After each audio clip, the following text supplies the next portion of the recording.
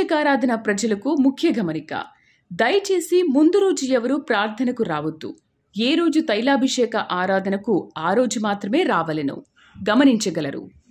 ప్రార్థనా శక్తి తైలాభిషేక ఆరాధన జనవరి 17 విజయవాడ. బుధవారం మొదటి ఆరాధన ఉదయం 7 గంటల నుండి 10 గంటల వరకు.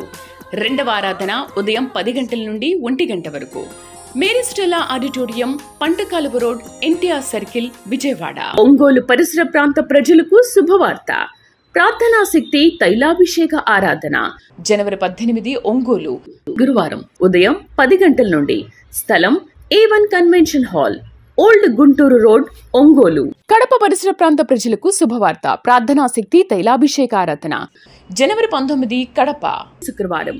సమయం ఉదయం 10 గంటల నుండి. స్థలం మాధవి కన్వెన్షన్ హాల్, రాయచూరు వెళ్లే రోడ్, ఆర్టీఓ ఆఫీస్ ఎదురుగా, కడప. మాచర్ల పరిసర ప్రాంత ప్రజలకు శుభవార్త. ప్రార్థనా శక్తి తైలాభిషేక ఆరాధన జనవరి 20 శనివారం, మాచర్ల.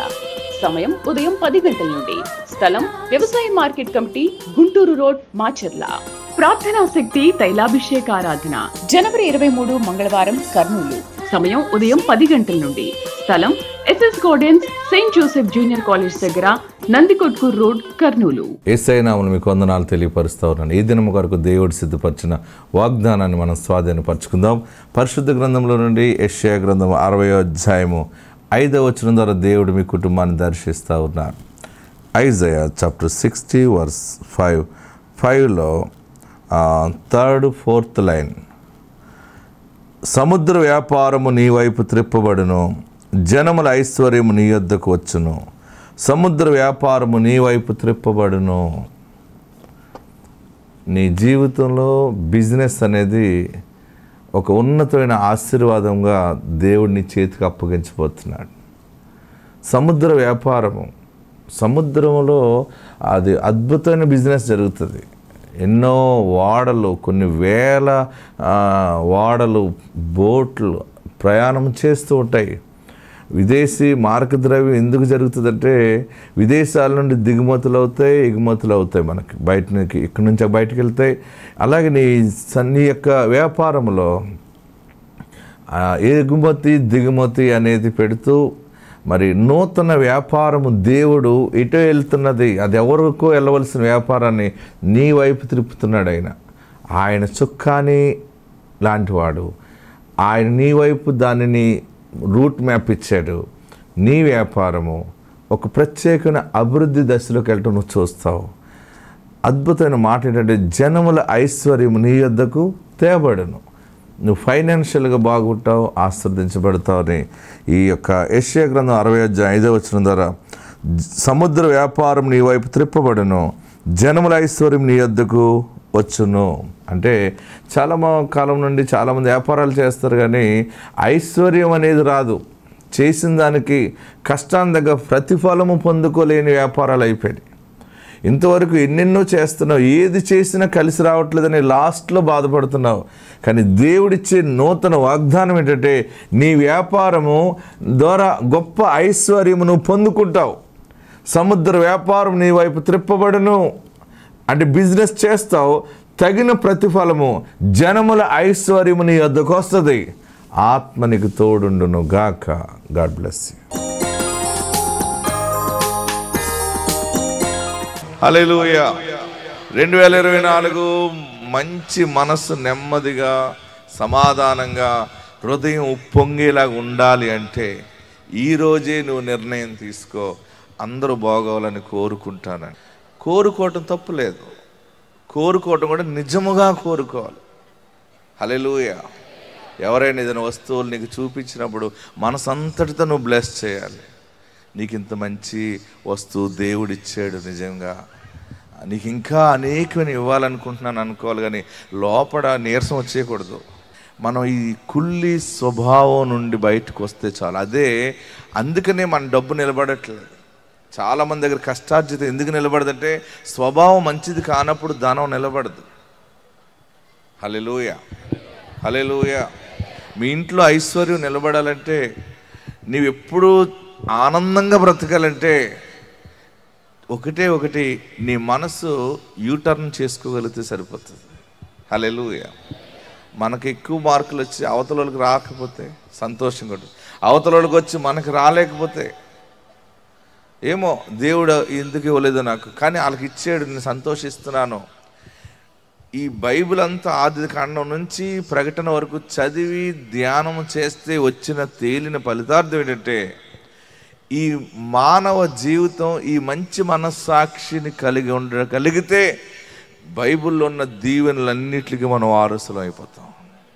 అందుకని యేసుప్రభు వారు ఏం చెప్పారంటే, మారు మనస్సు పొందుడి అన్నాడు. ఏం పొందాలి? మారు మనస్సు మార్పు చెందాలి. మనం ఏం చేస్తామంటే మనుషులు మారుతున్నాం. బాప్తిసం తీసుకోవటమే కదా అని బాప్తిసం తీసుకుంటున్నాం, బైబిల్ పట్టుకోవటమే కదా. క్రియలు లేని భక్తి మృతదేహంతో సమానం. ప్రియులరా, ఏదేమైనా ఈ 2024 కుబేర్లు అయిపోతారు మీరందరూ. ఇట్టి మనసును ధరించుకోండి. ఆమేన్, హల్లెలూయా. మరలా జనవరి తైలాభిషేక ఆరాధన ఎలాగుంటుందో మీరు ఊహించలేని స్థితిలో ఉంటుంది ఇది. ఎందుకంటే మీరందరూ అంతగా ఆశీర్వదించబడి వస్తూ ఉన్నారు. నేను 31 రాత్రి December 31 night watch night service అయినప్పుడు నేను ప్రార్థన చేసి వాక్యం బోధిస్తుంటే పరలోకము నుండి దేవుడు ఒక వాగ్దానం ఇచ్చాడు. ఆ వాగ్దానం నేను మీకు ప్రకటిస్తున్నాను. ముందుగా ఏంటంటే ఇర్మియా గ్రంథం 30వ అధ్యాయము 18వ వచనం. ఇర్మియా గ్రంథం 30వ అధ్యాయము 18వ వచనం. అందరు బైబిల్ ఉన్నవారు తెరవండి, అందరు పరిశుద్ధ గ్రంథం తెరవండి. ఇర్మియా గ్రంథము 30వ అధ్యాయము 18వ వచనం. యెహోవా ఈ మాట సెలవిచ్చుచున్నాడు, యాకోబు నివాస స్థలములను కరుణించి, అండర్లైన్ చేసుకోండి, కరుణించి వాని గుడారములను, ఇది మెయిన్ వాగ్దానం అన్నమాట. వాని గుడారములను నేను చెరలో నుండి రప్పించుదును. అప్పుడు వాని గుడారములను చెరలో నుండి రప్పించును. అప్పుడు పట్టణము, అందులో రెండవ పాయింట్ గుర్తుపెట్టుకోండి, అప్పుడు పట్టణము దాని కొండ మీద కట్టబడును. రెండవ పాయింట్ ఏంటంటే దాని పట్టణం మీద కట్టబడుతుంది, దాని కొండ మీద కట్టబడును. మూడవది నగరియు యథాప్రకారము నివాసులు గలదగును. ఇర్మియా గ్రంథం 30వ అధ్యాయము 18వ వచనం ప్రింట్అవుట్ తీసుకుని మీ ఇంట్లో మెయిన్ హాల్లో పెట్టుకోండి. ఏంటంటే 3 రకాల ఆశీర్వాదాలు 2024 దేవుడు ప్రకటించాడు. అందరికీ సంవత్సరాది వేరే రోజు వస్తుంది, మనకి ఈ రోజే సంవత్సరాది. ఇదే పంచాంగం, నేనే సిద్ధాంతిని. మీకు యేసయ్య చెప్పిన సిద్ధాంతం ఏంటంటే, పంచాంగం ఏంటంటే, మన పంచాంగంలో పంచగాయాలు పొందిన యేసుక్రీస్తు నామములో ప్రకటించబడేటువంటి వాగ్దానము మొట్టమొదటిగా, వాని గుడారములను నేను చెర నుండి రప్పింతును. 2024లో కరుణించి నీ మీద కరుణించాడు గనక చెర నుండి రప్పిస్తున్నాడు. అంటే నీ కుటుంబము ఏ చెరలో ఉందో, చెర అంటే చాలా భయంకరంగా ఉంటుంది. ఓసల మధ్య బంధించటం, బందీకానము, ఏం చేయాలో ఎటెళ్ళాలన్న వెళ్ళలేని పరిస్థితి, అప్పులనే చెర ఉంటుంది, రోగం అనే చెర ఉంటుంది, మనుషుల్ని కోల్పోయిన చెర ఉంటుంది, సమాధానం లేని చెర ఉంటుంది. ప్రియులరా, అనేక రకాల చెరల్లో నలిగిపోతున్న నిన్ను, నీ ఇంటిని, నీ కుటుంబాన్ని, నీ యొక్క తాకట్టులో ఉన్నటువంటి నీ వస్తువులను, మానసిక నీ స్థితిని దేవుడు చెర నుండి రప్పించుచున్నాడు. నమ్మిన వారందరూ చేతులు పైకెత్తి 7 మార్లు ఆమేనని చెప్పి గట్టిగా చప్పట్లు కొట్టండి. దేవుడు చెర నుండి నిన్ను బయటికి రప్పించి ఉన్నాడు. 2024 12 మాసాలు 12 రకాలుగా గొప్ప విడుదల కలిగిన సాక్ష్యం మీ నోట ఉండునుగాక. అర్థం చేసుకోండి, గమనించుకోండి, నోట్ చేసుకోండి. చెరలో నుండి బయటకు వస్తావు. రెండవది ఏమన్నాడు? అప్పుడు పట్టణము, అందరూ గమనించండి, అండర్లైన్ చేసుకోండి. అప్పుడు పట్టణము దాని కొండ మీద కట్టబడును. ఆమేన్. బాగా ఆలోచన చేయండి. పట్టణము ఎక్కడో కట్టబడటం కాదు, దాని కొండ మీదే. అంటే కొండ మీద ఒకప్పుడు ఉండేది ఆ పట్టణము, అది కింద పడిపోయింది. పడిపోయిందని ఏడుస్తున్నటువంటి ఆ పట్టణాన్ని దేవుడు చెప్తున్న మాట ఏంటంటే, తిరిగి మరలా ఎక్కడ ఏ ప్రదేశం నుంచి పడిపోయిందో అదే కొండ మీద నిలబెడుతున్నాను అన్నాడు దేవుడు. మనకి మాట ఇస్తూ ఉన్నాడు. ఏ స్థితిలో, అయ్యో నేను చాలా పెద్ద కుటుంబం మాది, లేకపోతే మా పితరులు గొప్పవాళ్ళు, మాకు అది ఉండేది ఇది ఉండేది, ఇప్పుడు అన్నీ కోల్పోయామని అనుకుంటున్నావేమో, నా బ్రతుకు ఇలాగ అయిపోయిందని అనుకుంటున్నావేమో, దేవుడు అద్భుతము చేయబోతా ఉన్నాడు. 2024 నువ్వు ఊహించలేని ఎత్తైన కొండపైన దేవుడు నిన్ను నీ కుటుంబాన్ని నిలబెడతా ఉన్నాడు. నమ్మిన వాళ్ళందరూ గట్టిగా చప్పట కొట్టి 7 మార్లు ఆమేనని చెప్పండి. దాని కొండ మీద, పట్టణమును దాని కొండ మీద, వేరే కొండ మీద కాదు, వేరే ఊర్లో కాదు. ఎక్కడ అవమానపరచబడ్డావో, ఏ ఊర్లో అవమానపరచబడ్డావో, ఏ అపార్ట్మెంట్లో అవమానపరచబడ్డావో, ఏ స్థలములో, ఏ స్వజనుల ఎదుట, ఏ ఆఫీసులో, ఏ ఫ్యాకల్టీ ముందు, ఏ స్టాఫ్ ముందు, ఏ నడి రోడ్డు మీద నీకు అవమానము కలిగిందో, అక్కడ దేవుడు నిన్ను బలమైన పట్టణముగా, ఎత్తైన స్థానములో దేవుడు నిన్ను ఆశీర్వదించుచున్నాడు. హల్లెలూయా. ఎక్కడికి వెళ్ళి బాగుపడటం కాదు, పాడైపోయిన చోట బాగుపడటమే గొప్ప అద్భుతమైన సాక్ష్యం ఉంటుంది. హల్లెలూయా, హల్లెలూయా. మా కుటుంబం ఒకప్పుడు చాలా ఎత్తైన కొండపైన ఉండేది. మా పితరులు చాలా ఎత్తైన కొండ మీద ఉన్నారు. వందల ఎకరాలు పొలాలతో ఉండి, అంత బలమైన విధానంలో ఉండి, మా పితరుడు కూడా ఎంతో బలమైన అందగాడు అంటాడు. మా తాత తండ్రి అంత అందం ఎవడో లేడని చెప్పారు మా నాన్నగారు. ఆయన అందాన్ని చూడటానికి జనాలు వచ్చేవారంటే ఏకంగా. అంత అందగాడు, అంత ఆస్తికర్త, అంత గొప్పవాడు. అయితే భయంకరమైన పాపి, ఎందుకంటే యేసు లేకుండా ఉన్నాడు ఆమె. అంత పెద్ద స్థితి అంచెలంచెలుగా మొత్తం జీరోకి వెళ్ళిపోయింది పరిస్థితి. చివరికి ఊర్లో నిలబడకుండా బ్రతుకు తెరుగు ఏటన్నా వెళ్ళిపోయే పరిస్థితికి దిగజారిపోయింది. ఈ వాగ్దానం నేను ధ్యానం చేస్తున్నప్పుడు ఆత్మ నాకు బయలుపరిచింది. ఈ వాగ్దానము దేవుడు మాకు జీవితంలో నెరవేర్చాడు. మేము పడిపోయిన మా స్థితిని మరలా దేవుడు, ఆ మనుషుడు స్థితి ఘనత కంటే అనేక రెట్లు ఎత్తైన స్థితిలో అనేక రకాల కొండల పైన దేవుడు ఈ దినాన్ని మా కుటుంబాన్ని పెట్టాడు. ఆమేన్. హల్లెలూయా, హల్లెలూయా, హల్లెలూయా. ఎక్కడికో వెళ్ళి బాగుపడటం కాదు, మనం ఎక్కడ పాడైపోతామో, ఎక్కడ దిగజారిపోయామో, కానీ యేసు నీ ఇంట్లో అడుగు పెట్టాక నీ ఇల్లు స్థితి మారిపోతుంది, నీ బిడ్డలో జ్ఞానం మారిపోతుంది, ఆదాయం మారిపోతుంది, అన్ని విషయాల్లో ఇన్కమ్ మారిపోతుంది, అన్ని మారిపోవలసిందే. ఎందుకంటే యేసు అనే దైవ కుమారుడు నీ నామలో అడుగు పెడతాడు. హల్లెలూయా, హల్లెలూయా. గట్టిగా హల్లెలూయా చెప్పండి. లోకాసు వార్త మనం చూస్తే అక్కడ పేతురు ఆ సముద్రములో వల వేసి రాత్రంతా శ్రమ పడినా కానీ ఒక్క చేప కూడా పడలేదు. ఆయన విసుపు చెందిపోయి నా బ్రతుకంత దరిద్రం అయిపోయిందని ఏడుస్తూ వలలు కడుక్కుంటున్నాడు సముద్రం వారిని. గెన్నేసరత్ అనే సరస్సు తీరమున. నేను ఆ సరస్సు దగ్గరికి వెళ్ళాను మొన్న. ఆ పేతుర్ని దేవుడు ఎక్కడ బ్లెస్ చేసిన ప్రదేశానికి వెళ్ళాను. ఆ వలలు కడుక్కుంటా ఉంటుంటే ఏడుస్తూ దుఃఖముతో ఉంటే దేవుడు అన్నాడు, యేసయ్య అన్నారు, నీ వలలో ఏం పడలేదా? నీ నావంలో చేపలు లేవు, అలాగున్నవే, మనసు దిగులుగా ఉంది, ఏమన్నా చేపలు పడలేదా నీకంటే? లేదయ్యా, రాత్రంతా శ్రమ పడ్డాను. ఏంటి? రాత్రంతా శ్రమ పడ్డాను, తెల్లవార్లు చేపలు ఎలా పట్టాలో అంత జ్ఞానం నాకు ఉంది, కానీ ఒక్క చేప పడలేదంటే యేసయ్య ఆ నావలో అడుగు పెట్టిన తర్వాత, వాక్యము చెప్పిన తర్వాత యేసయ్య అన్నారు, నీ నావని కొంచెం ముందుకు లోతుగా నడిపించి అక్కడ వలయ్యి అన్నాడు. అక్కడ వలేస్తే ఆ వల లాగుతుంటే రావట్లేదు. అది ఆ మనుషుడు అనుకున్నాడట, అసలే దరిద్రం ఎత్తిపోయి ఉన్నాను నేను, ఈ వల ఏదో ఒక మోడుకు తగిలేసిందేమో, లాగుతుంటే రావట్లేదు, వల కూడా పాడైపోతుందేమో అని బెంగ టెన్షన్తో దాన్ని లాగుతుంటే ఒక్కొక్క చేప పైకి లెగిసి కింద పడుతుందటండి. అప్పుడు ఆ మనుషుడికి ఒక సంతోషం ఎక్కువైపోయి ఆ పక్కన ఉన్నటువంటి చేపలు పట్టే వాళ్ళందరినీ పిలుస్తున్నాడు, సైక్ చేస్తున్నాడు. అందరూ వచ్చారు, అందరూ కలిసి లాగితే పడవ నిండా ఒకేసారి చేపలతో నిండిపోయిందటండి. పైగా పడ్డ చేపలన్నీ అక్కడ రాసాడు, చాలా విలువైన చేపలు పడ్డాయట. హల్లెలూయా. బొమ్మిడేలు పడలేదు, ఏం పడ్డాయి? బహుశా విలువైన చేపలు అంటే మనకి ఇక్కడ విలువైనది, రేట్ ఎక్కువ చేప ఏంటి?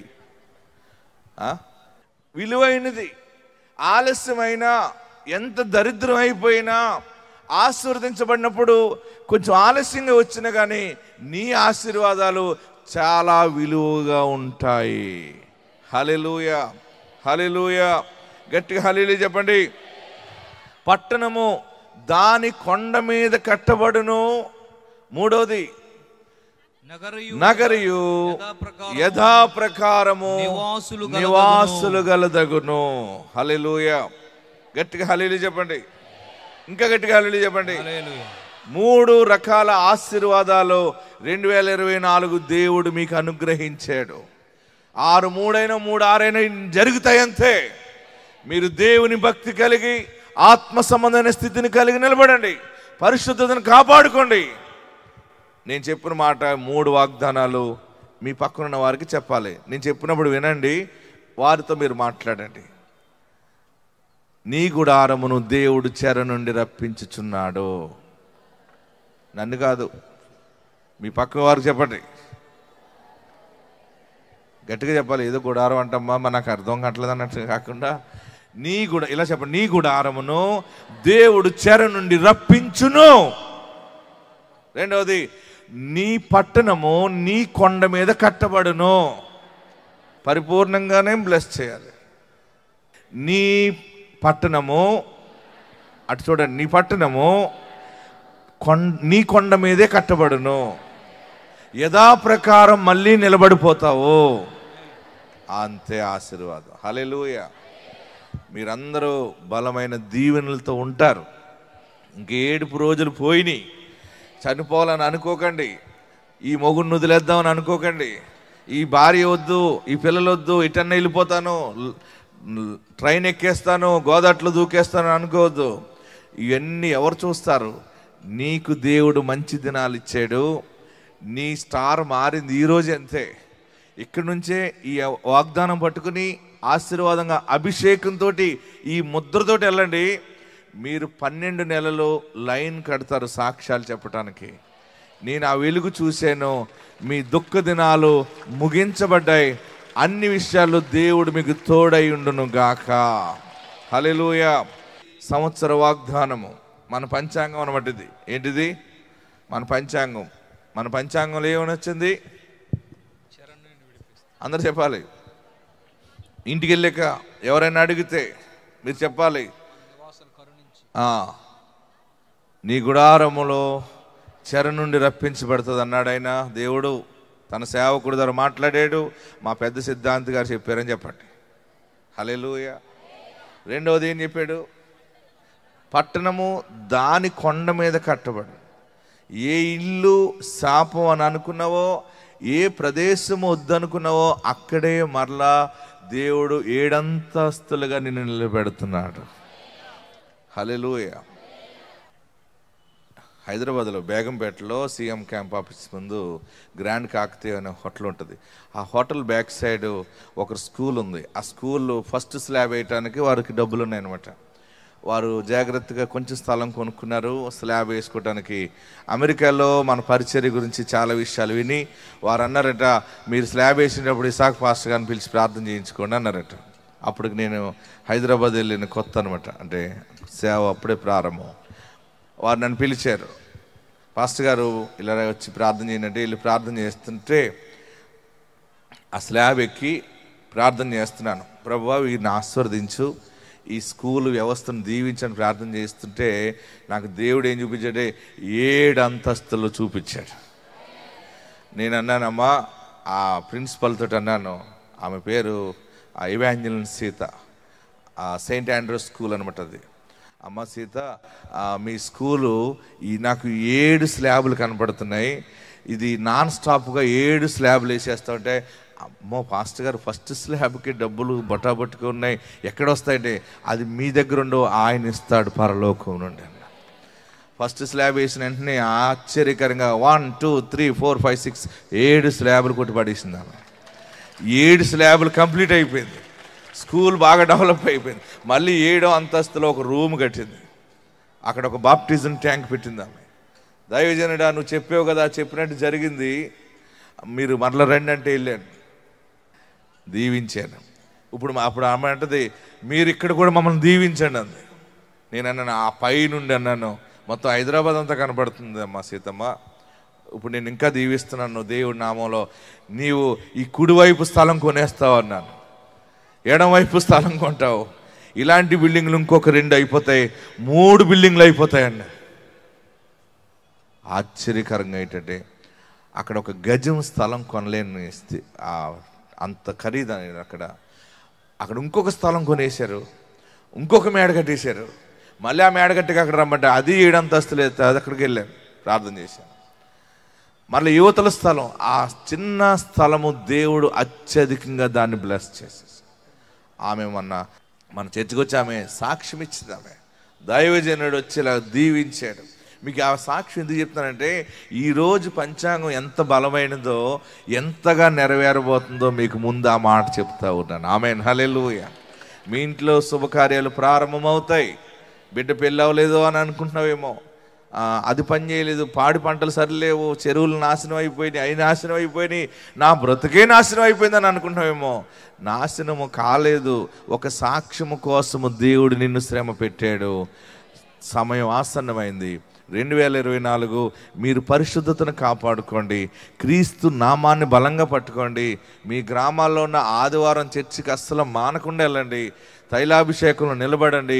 ఎక్కడ యేసు సువార్త ప్రకటిస్తున్నారో మీకు ఖాళీ ఉన్నప్పుడల్లా వెళ్ళండి. ఎక్కడికి వెళ్ళినా యేసు నామమైన మాట మన చెవిలో పడుతున్నప్పుడల్లా చెట్టుకి బొందెట్టినట్టు అనమాట, మనం దినదినము అభివృద్ధి చెందుతాము. హల్లెలూయా, హల్లెలూయా. ఇదిగో బిల్డింగ్ చూసారా, 1 2 వెనకాల ఇంకొకటి ఉంటుంది. మీకు ఎందుకు చెప్తున్నానంటే నా పని ఏంటంటే నేను వాగ్దానం ద్వారా పుట్టాను కదా, నన్ను ఇలాగ పలకమంటూ పోయేమన్నాడు అంతే. నా పని ఏంటంటే ఇలా పలికితే ఇంత ఇవ్వండి అని అడిగేది కాదు, డబ్బులతో కాదు. ఇది ఆయన నాకు ఇచ్చిన భారముతో నేను మీ మధ్యకు వచ్చి దీవెన వాక్కు ప్రకటించి వెళ్ళిపోతాను. మీరందరూ దీవించబడి మీరు మీ సంఘాలకు వెళ్ళి సాక్ష్యాలు చెప్పుకుంటూ అనేక మందిని యేసులోనికి మీరు నడిపించాలి. హల్లెలూయా, హల్లెలూయా. ప్రియులరా, ఈ సంవత్సరం మరొకసారి ఈ మాటను మీరు హృదయంలో ముద్రించుకోండి. మొట్టమొదటిగా చెర నుండి విడుదల పరచబడ్డావు. రెండవది, నీవు ఊహించని ఎత్తైన ప్రదేశములో ఘనమైన పేరు ప్రఖ్యాతులతో దేవుడు నిన్ను నిలబెడుతున్నాడు. మూడవది, యథాప్రకారం అందరూ గొప్ప గొప్ప వాళ్ళు ఎలా ఉంటారో అలాగే నువ్వు ఉంటావు. నీదంతా చాలా స్పెషల్ ఉంటుంది. నీ బిడ్డలు మీరు నెమ్మది కలిగి ఆశీర్వాదంగా ఉంటారు, దేవుని సన్నిధిని కలుగుతారు. ఆత్మ మీకు తోడై ఉండును గాక. ఎక్కడున్నవారు అక్కడ లేచి నిలబడి 2 చేతులు ఆకాశం వైపు చాపి, ఇది నీకు కావాలంటే దొరికేది కాదు. ఇది నిజంగా ఈరోజు ఈ ప్రార్థనలో నువ్వు ఉన్నావు అంటే, ఈ వాక్యమును విన్నావు అంటే, నిన్ను ఆయన జ్ఞాపకం చేసుకుని నీకు టైం ఇచ్చాడు. బంగారం పోయిందని ఏడుస్తున్నావా? లేక కుటుంబంలో శాంతి లేదని ఏడుస్తున్నావా? గుండె నిండా దుఃఖం ఉందా? బిడ్డకి వ్యాపారం లేదు, ఉద్యోగం లేదని ఏడుస్తున్నావా? చేతిలో ఏది లేదు, ఏదైనా ప్రారంభిందామంటే డబ్బు లేదు నా దగ్గర, ఎవరు ఏ మంచి ఆలోచన ఇవ్వట్లేదని ఏడుస్తున్నావా? నీ దగ్గర ఏది ఉంటే దానితోనే ప్రారంభించు. నీ దగ్గర 100 రూపాయలు ఉంటే 100 రూపాయల వ్యాపారమే ప్రారంభించు. నీ దగ్గర 1000 రూపాయలు ఉంటే 1000 రూపాయలతోటే ప్రారంభించు. దేవుడు దానిని తొదకు మహావృద్ధిని కలగజేస్తాడు. వారు చేయలేదు, వీరు చేయలేదు అనొద్దు. ఇప్పుడు దేవుడు చేస్తున్నాడు నీ పట్ల. గుండె నిండా దుఃఖం ఉందా? మోసపోయాను నేను అని ఏడుస్తున్నావా? గుండె నిండా కన్నీళ్ళే ముత్యాలుగా దేవుడు మారుస్తాడు. ఇన్ని ఇబ్బందులు నా వల్ల కావట్లేదని ఏడుస్తున్నావా? నా జీవితం చెదిరిపోయింది బాబు, అవమానముతో ఉన్నానయ్యా అని ఏడుస్తున్నావా? నాకు ఏ ఒక్క రోజు కూడా శాంతి లేదు, కంటి నిండా నేను నిద్రపోలేకపోతున్నాను దేవా, నా బ్రతికిలాగా అయిపోయిందని ఏడుస్తున్నావా? నీ గుండెలో యేసుకు చోటిస్తే, ఈ రోజు నువ్వు గుండెలో యేసుకి చోటి, దరిద్రానికి చోటిచ్చేవే కానీ యేసుకి చోటు ఇవ్వలేకపోయావే. నేను ఈ రోజు నా యేసుకి నా గుండెలో చోటిస్తాను, ఆయన నా రక్షకుడుగా అంగీకరిస్తాను అని నువ్వు తీర్మానం చేసుకో. నీ కన్నీళ్ళనే ముత్యాలుగా 24 చేస్తాడు ఆయన. నా బ్రతికిలకు ఒంటరి అయిపోయానని ఏడుస్తున్నావా? దేవుడు నిన్ను జ్ఞాపకము చేసుకున్నాడు. ఆయన నీ కన్నీళ్లను ముత్యాలుగా మార్చుచున్నాడు. యేసు నాకు రక్షకుడిగా ఉండని అడుగు, పరిపూర్ణమైన నీ భక్తి చేస్తాను, నీతోనే నేను ఉంటాను, నన్ను ఆశీర్వదించు దేవాన్ని ప్రార్థన చేయి. ఒక్కసారి అందరూ 2 చేతులు పైకెత్తి, యేసయ్యా నాకు రక్షకుడిగా ఉండవా, నీ బిడ్డగా నన్ను స్వీకరించవా, నీ ప్రేమ నాకు కావాలి బాబు, నీ ప్రేమ నాకు కావాలి, నా పాపాలు క్షమించు, నన్ను పరిశుద్ధపరచు, నన్ను పవిత్రపరచని అందరూ ప్రార్థనలో ఉండండి. హల్లెలూయా, హల్లెలూయా, హల్లెలూయా.